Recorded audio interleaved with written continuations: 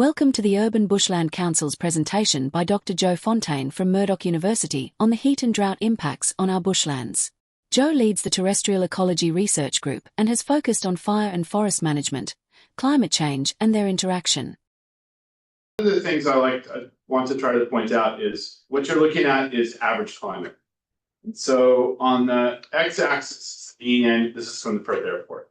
So there's the mean annual temperature on the x-axis, and the y-axis is annual rainfall. The red dots are everything since 2000. So we're moving to the right, and we're moving down. And I would be very surprised if anybody in the room were surprised by that. So we know we're getting warmer and drier on average. The graph on the left is the number of days over 40 average per year, and I've got it cut down by a decade. And so same Perth Airport again. So you can see from the 1940s, it's not a lot, and it's more than doubled now. That's a change of about a degree, or just actually a little bit less. So an average change of what doesn't sound like maybe a lot, more than doubles the extreme events. So we move the middle of the curve a little bit, and that tail moves a lot. And of course, we're all thinking about vegetation or animals. That has consequences, right? And then the graph from the bottom there is from the summer of 23-24, which basically, that big orange stripe is highest on record in terms of temperature for 23-24.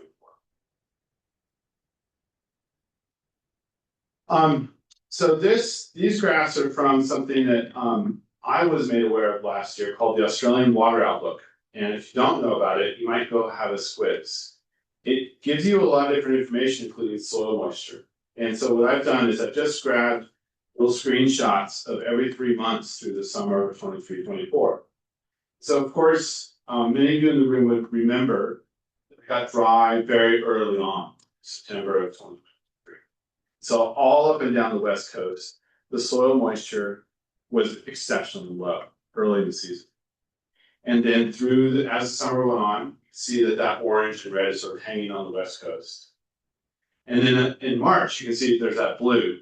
So there was tropical moisture that came through Shark Bay later in the season, and then went down through the wheat belt. But then, of course, in May, that last one, you can see the red is really hanging down there in the Capes, right? And of course, that's a similar version of what we've had this month, where it's been quite warm and dry. Except the difference last year is that the summer had been longer, hotter, and had not even hardly any relief except for like a little bit of rain around it. So that duration, in addition to the heat, is, I think, a real part of the story about why we saw what we did last year. So by April, I think it was, last year, we knew something was going on. We'd begun driving around, starting to see around the place, trees dying, vegetation looked even more stressed, way more stressed than normal. And so we wrote a little piece for the conversation, which I think is linked in the announcement for this. And we started by putting some dots on the map from pictures we could get.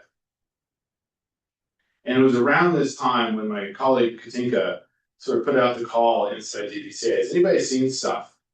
And she was inundated, absolutely inundated with pictures of stuff that people were seeing around the place. So it was in this early April period. And so that caused me to go to JB Hi-Fi and buy a drone. No idea what the hell I was doing, but worked out apparently. I haven't crashed it too badly yet. But we did go around. So I want to show you some of the things that we saw. I use that as a sort of a way to sort of get to why we think what happened where it did. So this is Beetle Falls. Many of you would know that. So this is down in Carrier Country. This is in about this time last year, maybe a couple days earlier. where it clearly, as I've been saying, it got been dry for a long period of time. And where the stream was, where the granite was close to the surface, the carry were actually dying back. Prevally, so this is pretty epic, and I think that what happened in the Capes last year is probably a big reason this touched such a nerve across such a wide fraction of our community. So this is looking pretty bad. This is in the Jarrah Forest, East Jarrahdale, and so this is see patches of the forest becoming stressed and dying back. Thompson's Lake, so Bealer Regional Park. This is a little later in the season, but again, you can sort of see there's stuff that's white and dead that's been dead a long time, but then you can see the Jarrah, where there's large Jarrah grounds that have turned red. Manning Park, which would be familiar to some of you. So it's very limestone-y, thinner soil, and the heath was quite stressed there. This is Banksia Woodlands, southwest of Gingin. So this is a picture I got a little later in the season, so the vegetation's turned gray. But I think what's really important to observe here is you can see there's so much water in the picture as well. This is probably groundwater related. So this is one of the things that I think is likely is if you're a landowner and you have particular perennial crops and you're in this basin where you're less regulated, so you have fruit trees or something like that, and it was a really long dry year, pump more groundwater, wouldn't you, to keep your crops alive? Of course, that would potentially compound the problem for the native vegetation that was connected to the same groundwater. That might be part of the story. Missouri National Park. So this. So it turns brown every year, but I mean this is like beyond.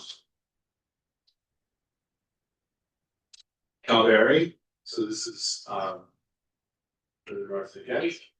And I don't have any pictures in here from Shark Bay, but it's also there was quite a bit of evidence of impacts this far north of Shark Bay.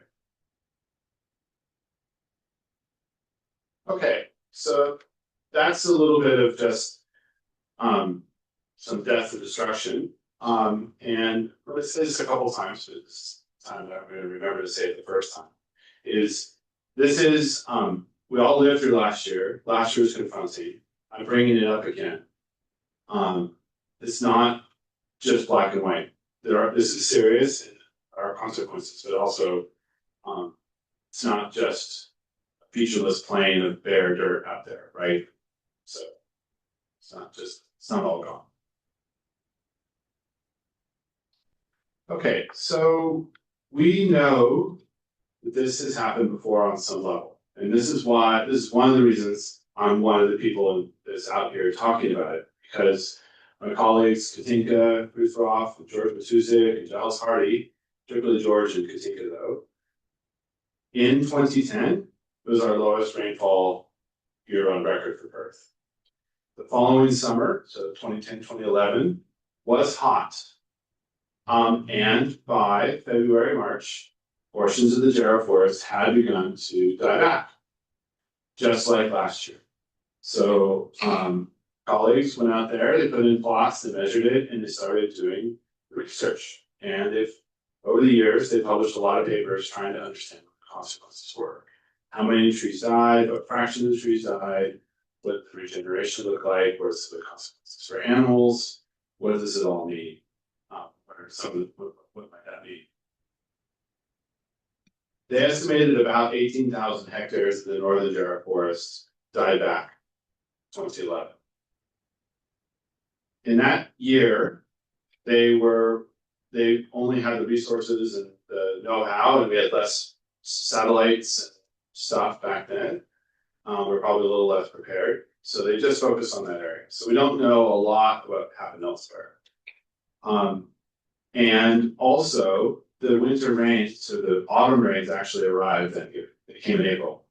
So the duration wasn't as bad. It started in the same way, even maybe a little bit worse because the rainfall was lower. But the duration, the full duration, 2010 to 2011 was not as lengthy as 23-24. The previous event was also linked to a huge marine heat wave. So that was the same year that a lot of seagrass died in Shark Bay. There was kelp, there were impacts on kelp up and down the west coast. We saw a lot more tropical fish coming south, and again, cast our minds back, that was a whole, 14, 15 years ago, when it was still a big deal to see like a lot of tropical fish coming as far south. But there were sort of widespread regional consequences on penguins, cockatoos, plants, seagrass, both marine and land. So we, as a team, worked to try to synthesize that, and a lot of other scientists around Perth and more broadly have published extensively on that, which is great. It's really important that we have that. So that's helpful to know that this has happened before. It's also, when we cast our minds back, the first time that the Great Barrier Reef really bleached was in the 90s. And that was like, oh, well, that was a one-off. And of course, now we know that the Great Barrier Reef, or unfortunately this year, Pingaloo, is bleaching the first time. But we know the Great Barrier Reef has bleached a lot of times now. And now we've had a second on-land event here. And that's why some of the opportunities I had to do video work around this, I compared the land to coral bleaching, because there's a complacency after the first time. But now we've had a second time. And is it going to happen again? So one of the things, A, that I want to leave you with that idea, but B, I also want to sort of get you thinking about, okay, if we know it's going to happen again, what are we going to do? How are we going to be prepared when this comes around again? How are we going to recognize the signs? What are the interventions we can do to take some of the edge off? So, like any good, for sort of first step, we need to know what happened and where. So that, in modern times, means trying to map the impacts using remote sensing. So that effectively translates to using some of the abundant satellite data we have, which is now very high resolution and very frequent, which is fantastic. And you can basically take an image from before the event, a pre, and then you can take another image, post, do a subtraction, and look at the change in how much greenness did you lose, and then try to map that across the landscape. And of course, at the same time, when you do that, you need to go out and validate it. So what we spent a lot of time running around last year, going to spots that we had mapped that looked like they had declined, to validate what the satellite data suggested was happening. So this is a picture of Wollongong. So you've got the drone picture on the right, and then what the satellites seem to see on the left. Here's another. This is a picture down near north of Bridgetown, where this is one of the early places where we saw decline starting. And we went out, took a picture. This is what the satellite suggested. Again, validating it. And the same sort of idea from around Margaret River. So you can see that's the Margaret River, meandering there. Again, with the change detection from the satellite, and then what the drone can see. So that's what we've done. Been doing a lot of work to try to get those mapped appropriately. There is a lot of technical stuff because you got to move across heath or shrubs, which are only one layer, to where there's trees. And if you have trees, it might be the trees, but not the understory, or it might be the understory, but not the trees. And that requires nuance. And then one last image, this is that same sort of wetland area where it was just groundwater related, and again, you can sort of see the same type of mapping. Okay, so very simple stuff. This is actually really similar. Some of you in the room would be familiar with fire severity mapping. It's the same principle. So basically, you go out and just fill out a little quick worksheet that is like, how much did the trees change? How much did the shrubs change? How much did the herbs and stuff close to the ground change? And then you try to correlate that with what you have back in the office. Right. So this is probably the part of that I think interests me, probably is you. So once you mapped it, or you're out there looking at it, you're like, well, where? Why? And some of that is, I think, semi-self-evident, but some of it I think is also fairly subtle. So, of course, one of the things many of us noticed last year was that it was on the scarp, right? So there was a lot of stress plants in the scarp, as well as on ridge lines where there was thin soils. So anywhere where there was bedrock and the soils were thin, we saw stress erosion.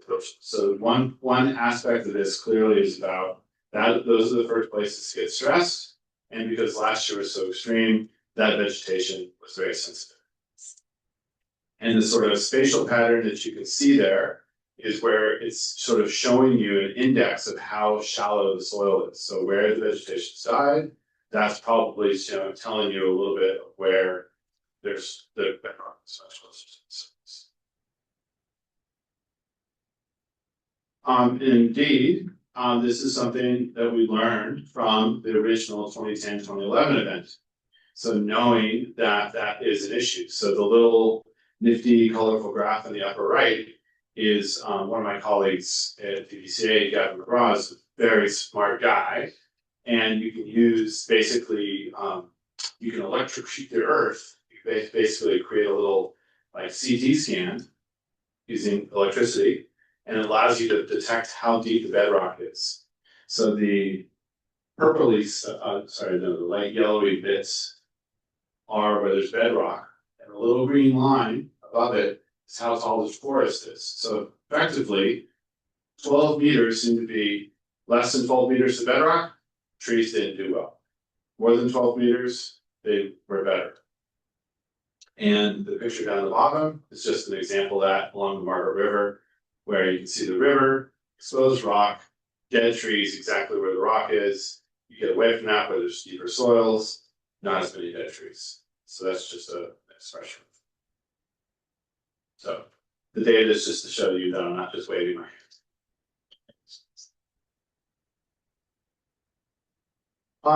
And it's not just always rock in a bedrock sort of way. So this is, these are dunes. And so what you see here is you can see brown on the dunes, and then you can see green shrubs, small trees elsewhere. This is clearly geology. So there's a soil type difference here. Those dunes are been placed on top, and they're probably younger, and maybe even they could have a little like impermeable layer that's formed under, partway down, but it's different vegetation type, and it has a different susceptibility, despite living in the same place. So these sorts of subtleties, these sorts of geologic signatures are influencing susceptibility to these sorts of extreme events. So this is another aspect that's very important to be at least aware of. This sort of crappy picture that's a little hard to see, but is what I was talking about earlier. So you can see there's sort of a band of gray. That I would suggest is where groundwater drops. And that's the band of vegetation that was just left high and dry. So to the left and up, it's less affected. That vegetation probably managed to stay in contact with the groundwater, but the vegetation that's gray is probably a little bit higher. Groundwater dropped. It was used to having groundwater, and that little band of vegetation was then deprived of groundwater. Okay. So the types of things I've told you so far are bedrock, soil type, and groundwater. Those are in large part, those are sort of site things that I would say are static, right? Or semi-static. What about other stuff that's more dynamic? Or what about if we drill down inside the site? So one of the issues is we know that not all species were equally susceptible. So some species died, some species didn't. And that makes it really different from something like fire, in the sense that fire moves across and it generally, at least a little bit of a patch, is most of the plants of the same size are going to be similarly impacted. Here, you could have two plants side by side. One species is more susceptible than another, and you get a very different patterning as a consequence of that. You also have different things happening. And one of the things that's probably extremely relevant to us in this room is if you have the native shrubs dying, you can get weeds coming in. And so that bottom left picture is a Herbaceous Hypericoides that's died back at Agonizing Swamp, and grass is coming out of it last winter. So shrub, of course, was holding the space, and then now you've opened up space as a consequence of that event. You have weed recruitment. Now, it might be plants might recover and that might go back down, but it's an important dynamic. The other thing is that lower right-hand picture. You can see how it's gold on top and green on the bottom. That nice crisp line of dividing it. It's fire boundary. So the vegetation up top that looks more stressed was more recently burnt. This is up near Jerry. And so the vegetation had recruited. It's more dense, more even-aged, and at the phase of growth and density that those plants are at in that particular year, they were more vulnerable. And then they got zapped. So it's a lot of parrot bush and other sort of similar coastal leafy types of things in that picture. So there's also an interaction with the age and the stage of the vegetation in relation to its previous disturbance history, right? So there's a contingent type of effect. And so that's a lot of complexity. I'm going to call it this. I love contingency. I love thinking about this sort of stuff. But it then sort of begs the question, okay, well, something happened. How long is this going to take to recover? What are we really talking about?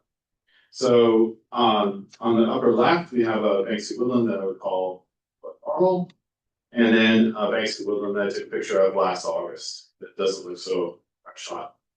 And so what is the time required for what we might put? So in the first instance, this is Reveille. So picture on the left is from last autumn, so it'd be from May 20th or something like that. And then the picture on the right is from November 21st, I think, spring. So the plants have dropped their leaves and turned gray, and you have that stipple thing that I was talking about. So some species have had very high rates of mortality, other species have not. One of the things about this particular picture, this site burned in the Margaret River bushfires. It was full of even-aged acacias, which are most of what died. So again, there's an underlying interaction with the management history to be aware of here. So what's this then mean for recovery? Here's another example. This is Manny Park last autumn. Just keep your eye on the stars. Still getting better at pre-post in front of pictures. No, it's not quite right. But again, you can sort of see that in between area. So there's a lot of gray, but not all gray. Some stuff has come back. It's resprouted, the canopy's rejuvenating. And so that's only 12 months. Not obviously a long ways from complete recovery, but there is some recovery there. And then I don't dare go back, just break it down. But you can see the gray bushes in the foreground as well. So there's definitely that's a whole plant tell. So how will that play out? So I told you that some species have different susceptibility. I suggested that some species have been okay. And how can we understand that? How can that inform how we might manage our bushlands? So certainly, some plants we know can resprout. So the Mary on the right, for example. We know that some, I was at Manning Park last week, and there was plenty of like Melaleuca huglei, which was restarting in its canopy. Looked like it was on the road to eventually being okay. But then other things die. And some of them, like that Hakia that I have in the upper left, of course, they're strongest, seeds open, pods open, and you can get germination right away, like from the lower left. But, of course, not all plants are serotinous. Many plants have seeds they store in the soil. Those seeds then persist until fire, typically, is going to break their dormancy, and then you get germination. In this event, where something, say, a Templetonia cockysum has died, seeds that are going to sit there, that species probably will not regenerate or do it at a very low level till fire occurs. So we have some complexity here where the event has filtered some species out, and how the species respond, they have different traits. And so this complexity of recovery has contingency on the traits that the species have, which then we can interface with what we know in terms of that, how we might manage it on a fine scale, what you might do in terms of seed collecting, what you might do in terms of planting. There are some options there. And just another one last picture. So apologies, pictures aren't so hot, but that's an Alocasia and a Fraseriana on the left, last May, and the same tree on the right this May. Again, that's the peg swamp. So again, you can see it's resprouting, it's not totally dead, but of course, for it to recover its crown would be a number of years structurally, right? Or to produce food for ringneck parrots. Okay. So, and this is just because Carol's here, going to throw something at me. We should also talk about fire, because one of the things, of course, in this environment is fire is a major process. I've already talked about it in terms of plant regeneration, but it's also a major land management tool. It's widely used, as I'll appreciate. So what does that mean? What does that mean when you have a lot of dead stuff next to where your home is, or it's in your community and people have a lot of concerns about what something needs to be done to fix the problem, right? How do you begin to have that conversation about what the nuance might be? And so I think, it's certainly relevant. One thing, some of you would know, some of you might not know. So while this event was unfolding last autumn, DBCA basically, plus or minus, suspended almost all of their prescribed burning program last autumn as a precaution. But of course, it's sort of a large, behemoth, planned out program thing. So that wasn't going to be able to be sustained forever. But, I think that's a positive sign of some responsiveness to a climate event. That's big. So here is the drone picture from Manning Park last weekend. I think it's a relevant question. Had partial mortality like this, I've said a little bit about how different plants regenerate, but then what about from a fire point of view? How flammable is this? What are the consequences? What are you going to do if it's the Leptospermum levigatum, the eastern states tea tree that's all died, but now its pods are open and there's an absolute truckload of regeneration? What are you going to do about that? You could burn it, maybe. That would be one option, or some other intervention. So there are some conversations to be had and some knowledge gaps that I think need to be filled. So I've kind of mentioned these sorts of things. I'll just give you one little sort of thing to sort of maybe stir some thoughts. So on the top in the red line, I have what could be potentially the fuel loads. So I think it's pretty undeniable. If you look at a picture of Presley from last autumn, if you could imagine that last autumn, this time last year, right? Dead plants, suspended, well aerated, completely dry, poofy, it's gonna go. But eventually, the leaves will fall off of those plants like I've shown you a picture of, and they'll be on the ground, be much more compact. And if enough of those plants die, does it break it up enough so that it even becomes discontinuous? And that it actually maybe doesn't burn as well, or it's not worse necessarily.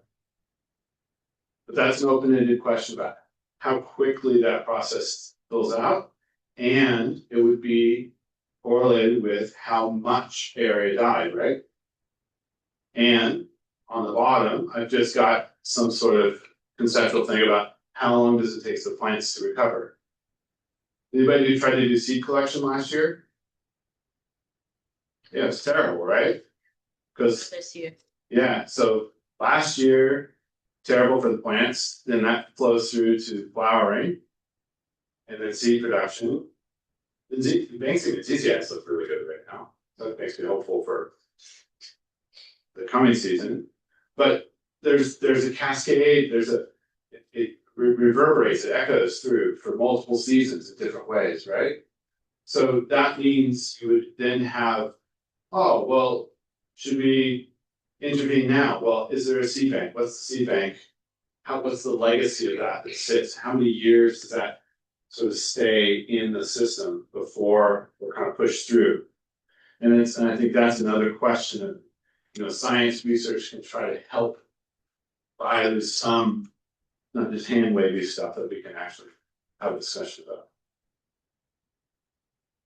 Okay, so that's a tour through some of what happened last year. It's a tour through some of where the rocks rolling around my own head are about what I think could be some of the important issues. Hope I've sort of put a few interesting ideas out there. And I would certainly sort of say we're continuing to do the mapping,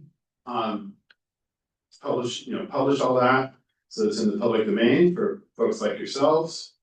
I talked about all the predisposing factors and all the other stuff. And then down the track, just to bring it right back to the left, one of the things I said, what about the future? Could we have forecasted this? We know that, for example, with Great Barrier Reef, NOAA and Ames forecast bleaching risk, right? It's cumulative sea surface temperatures, it's heating needs. We know that people certainly monitor the soil dryness index from a fire risk. Could we not begin to have some sort of forecasting tool that would help us? And if we got to, say, February, and then we started hitting 40-degree days, you'd see the risk skyrocket, right?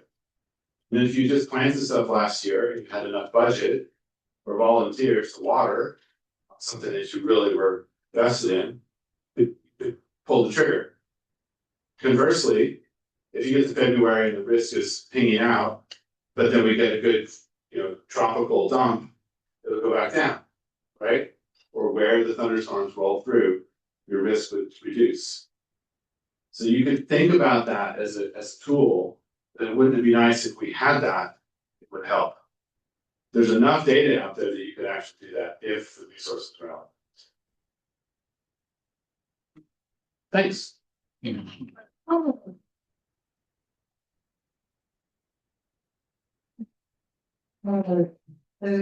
So thank you, Joe. That was just fantastic.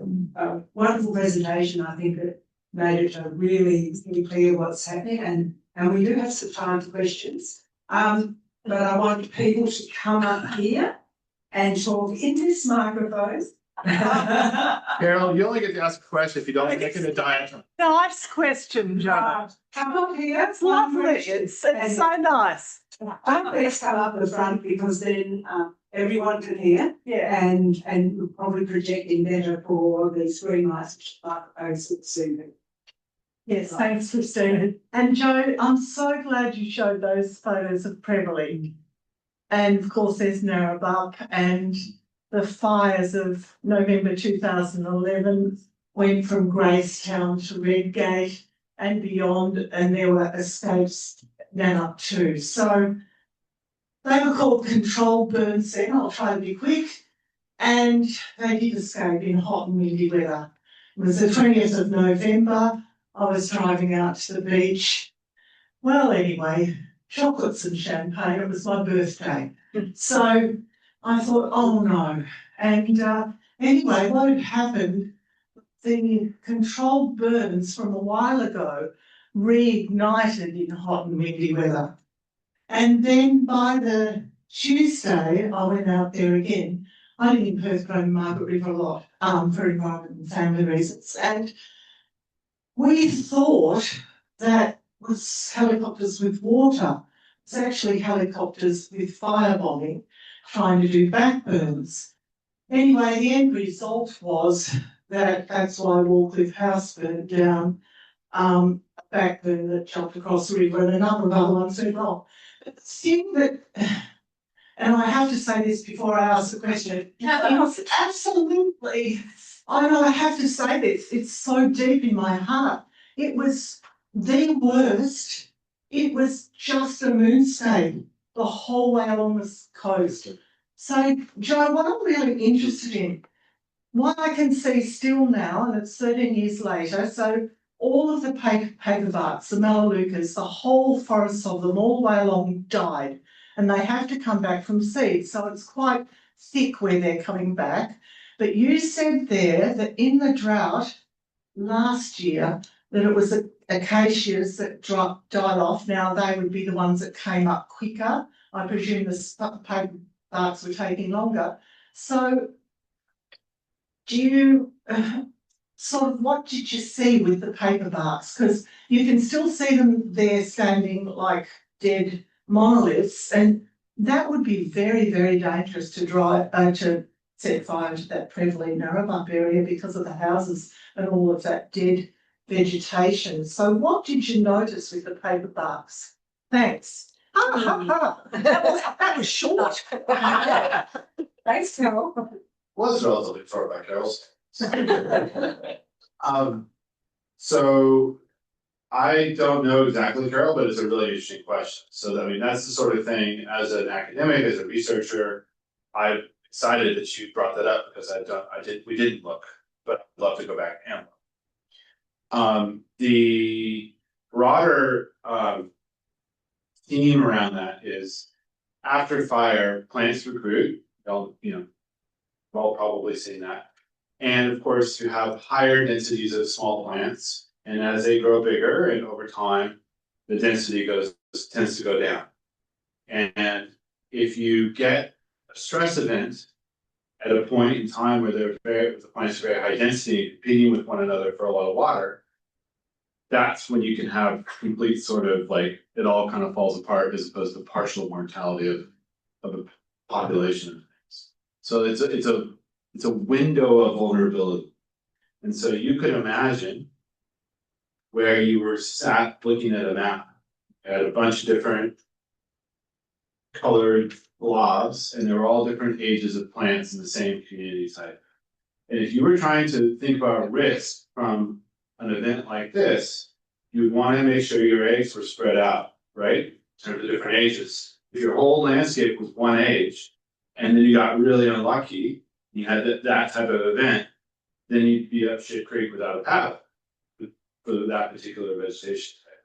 So it's about spreading risk in many regards. And so that's one of the things that makes land management really hard, is that you might have that, but then you might get a big bushfire, and then you don't have it so much. And then you're faced with, well, what are we going to do down the track? Now, I'm not saying I know the answer, it's just that it's another question. Okay, thanks. Okay. So Beth, would you like to come up? Or shall I bring you the mic? No. You can do it. Stagger up. How about I meet you halfway? 89 next week. Oh, right, well done.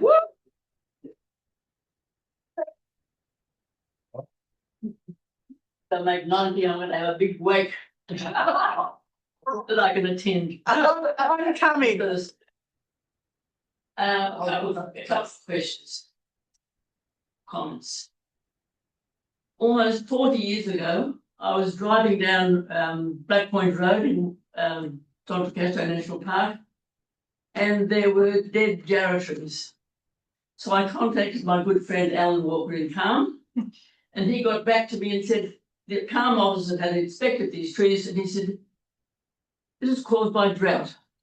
And then he said, at the end of autumn 1987, I observed from the air extensive patches of dying vegetation in Dr. Casto National Park. That's 40 years ago it was happening. And what did they do about it? Kept on logging and burning and logging and burning. One point, the fire that Carol was talking about, Margaret River, at almost exactly the same day that they lit up Margaret River, they lit up at Midianum. It got away and it burned 8,000 hectares of bush. Nobody ever heard because it was just bush. We heard about the houses, not about the bush. 50,000 hectares it burned. All the firefighters were over at Margaret River and they let it burn through to the ocean. That's how it stopped. And one question I've got for Joe. What about all the mining companies and others extracting millions and millions of litres of water, of groundwater? What is that doing to our bush?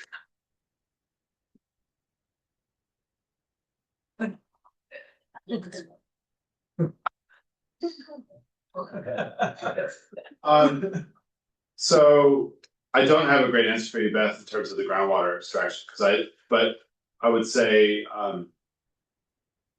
DWER, I mean, they're looking at the board data, and I don't know specifically, but I can say I saw places last year around Jinjin that definitely were going down because of groundwater extraction, but that's largely agricultural in nature. But you know, it's not got nothing to do with the drought, but like the mining, that mining is north of Jinjin Brook, that's up on the north side of the Moore River in Banksia Woodland. I would don't have a great feeling about that, you know, in terms of where it's located, biodiversity values, and probably the groundwater extraction required to do that. And the same thing around Cordial Loop in terms of the groundwater controls. But I'm going to take the opportunity to make one other point, and that is the condition of plants or vegetation.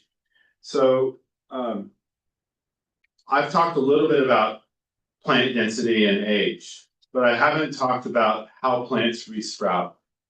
So when we see Jarrah or Mary or Melaleucas resprout, particularly when they regrow from the ground and they're using basal sprouts, the basal sprouts are very water hungry.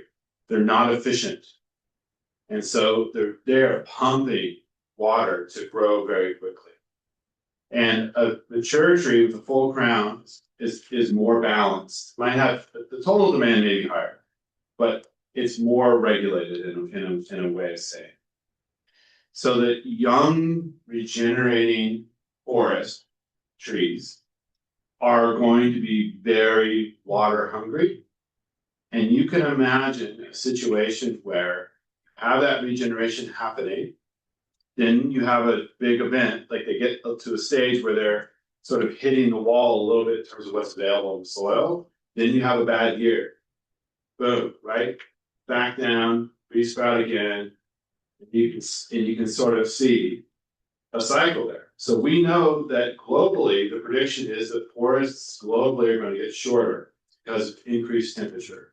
So as temperature goes up, plant water use is exponential because you have to cool your leaves to be able to photosynthesize, and that requires more and more water. So you can imagine a case where there would be evidence for an interaction with fire.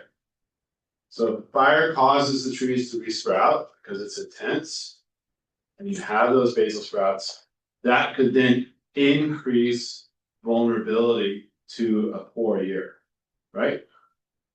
So this is again, Joe talking about interactions of different events. And as climate change is accelerating, probability that these events occur in close time to one another or overlap spatially, that risk is increasing. The probability of that is going up. So that is why I alluded a couple times of, as you're working in your local bushlands, recognizing when something happens, something else could happen. And so think about it and be a little bit ready for that contingency plan. We've talked about this stuff for decades in different ways, right? But have those couple plans on the shelf. If this happens, that means we're vulnerable to this other thing, especially for a few years. So what might we have, in drawer to deal with that if it happens? That type of thinking. Thanks. Thank you. Now, we might have time for one more question. Oh, Coleman. And Phytophthora. So Phytophthora, if the plant's root system is impaired, but it's coping, and then you have a crappy year, it's going to expose that vulnerability, right? Yeah, we've seen that in our patch, just devastating. Thanks, Joe. My question was really a follow-up to what you were talking about having contingency in our back pocket or our bottom drawer or wherever. What's an example of a contingency in a bushland that has been either that may or may not have been burned, but also has been impacted by some of our Banksy woodlands? So if next year you do some more research and we find out that there's it's going to be a dry one, what's a contingency we can use, us groups that are caring, as an example, us groups that are caring for Banksy woodland? Thank you. It's a great question. It's a really, really good question. And I teach environmental restoration at Murdoch, so I should answer this.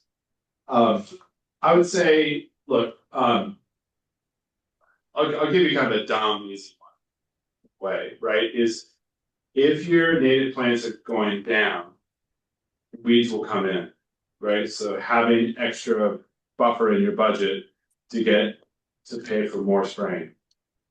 To understand if some parts of your reserve will be more vulnerable than others. It might be the fire history, it might be particular species, it might be that area over there has thin soils, that area doesn't. So there's a spatial prioritization in a particular year. If it's starting to look bad, go look. If it's a bad year, go start looking. And depending on the size of your reserve or what you've been up to, like I alluded to earlier, it might actually pay to, again, if you have the budget, to water. If you planted a bunch of stuff last year and you put a lot of cash and blood, sweat, and tears into it, then you're going to want to pull the trigger on that potentially. In terms of the extant, bushland, in terms of what's there, I think that's a slightly harder question. I guess I'll punt on that a little bit, but it's about probably some of the stuff that I know you all do it anyway. You're going to have some seed collecting anyway. You're going to have some horticulture happening. You'll have some stuff on hand, and it's just knowing that you may need to scale some things up and change it. Or if you've got a sequence of works and the year happens, then you're going to have to. That was actually, I reckon that's some things to take away. Okay, Leslie, last question. I'm here. Well, actually, it's a comment about management practices, and City of Netherlands that we're in has funded 2 taps that are actually put on Mellon Hill. It's coastal dune. It's crazy. I mean, there's no moisture in that soil at all. We're watching plants die year on year now. And so we've been carting watering cans up this June. Melon Hills 40 metres above sea level, and the average age is probably about 68. And it's not easy walking with 10 litres and up to the top of the hill and then going off the track to water plants, back and forth. We've been doing that since September. So to maintain that kind of community input is really draining. It's wearing heavily on people, and you know, where do we go? How much longer are we going to do this? If I might just make two very quick comments. One is, I think it's the duration. So like, we went back in our time machine to September of 2023. We saw the rain stop on the 8th, 9th, 10th of September or whatever. And then we had bushfires at the end of October or the first week of November, whatever that was. In hindsight, that was a sign, right? So that's point number one. Point number two is this contingency stuff I keep talking about. What about groundwater? Like throughout our suburbs, like if there's irrigation using groundwater, you get to a certain point, you know, could we not, I mean, you in the room know more about this than I do, but I'm just saying as a policy, you could begin to stop putting policies at the council scale in place to, we don't need the water fountain running all the time or whatever, right? There are things that could be done in a stepped fashion as the season progresses. So I'd just like to have everyone thank Joe for